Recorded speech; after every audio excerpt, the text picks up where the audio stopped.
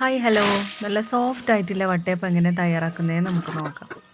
അതിനായി ഞാനിവിടെ പച്ചരി ഒരു 6 മണിക്കൂർ കുതിർത്ത് വെച്ചിട്ടുണ്ടായിരുന്നേ. അത് നല്ല ഫൈനായിട്ട് അരച്ചെടുത്തിട്ടുണ്ട്. ഇനി അരച്ചെടുത്ത മാവ് നമുക്കൊരു പാത്രത്തിലേക്ക് ഒഴിച്ചു കൊടുക്കാം.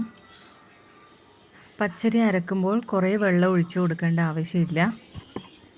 ഇനി അരച്ചെടുത്ത മാവിൽ നിന്ന് കുറച്ച് മാവ് നമുക്ക് വേറൊരു പാത്രത്തിലേക്ക് ഒഴിച്ചു കൊടുക്കാം. ഞാനിവിടെ 1/4 തവി ഒഴിച്ചു കൊടുത്തിട്ടുണ്ട്. ഇനി ഒരു 3/4 കപ്പ് വെള്ളം കൂടി ഒഴിച്ച് ഇത് നന്നായിട്ടൊന്ന് കുറുക്കിയെടുക്കാം. മാവ് കുറച്ച് നന്നായി കുറുകി വരുന്നുണ്ട്.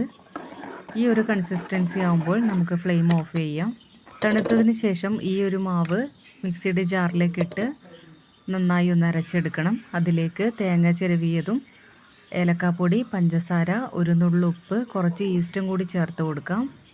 കുറച്ച് വെള്ളം കൂടി ചേർത്ത് കൊടുത്തിട്ട് ഇത് നന്നായിട്ടൊന്ന് അരച്ചെടുക്കാം. ഇനി ഈ ഒരു കൂട്ട് നമുക്ക് നേരത്തെ അരച്ച മാവിലേക്ക് ചേർത്ത് നന്നായി ഒന്ന് കൈവച്ച് തന്നെ ഒന്ന് മിക്സ് ചെയ്തെടുക്കാം. വട്ടയപ്പത്തിന് നല്ല മധുരം വേണമെന്നുള്ളവർ കുറച്ച് അധികം തന്നെ പഞ്ചസാര ഇതിൽ ചേർത്ത് കൊടുക്കാവുന്നതാണ്.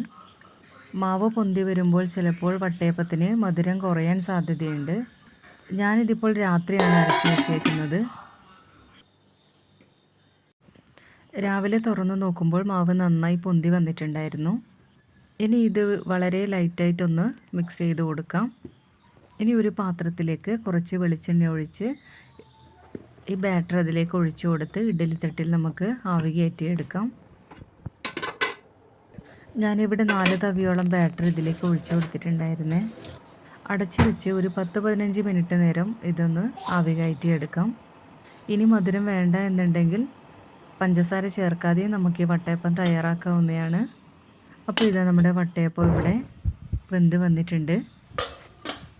നന്നായി തണുത്തതിന് ശേഷം മാത്രം നമുക്കിത് പാത്രത്തിൽ നിന്ന് വേർപെടുത്തിയെടുക്കാം. അപ്പോൾ ഇത് നമ്മൾ ടേസ്റ്റി ആയിട്ടുള്ള വട്ടയപ്പം ഇവിടെ റെഡി ആയിട്ടുണ്ട്.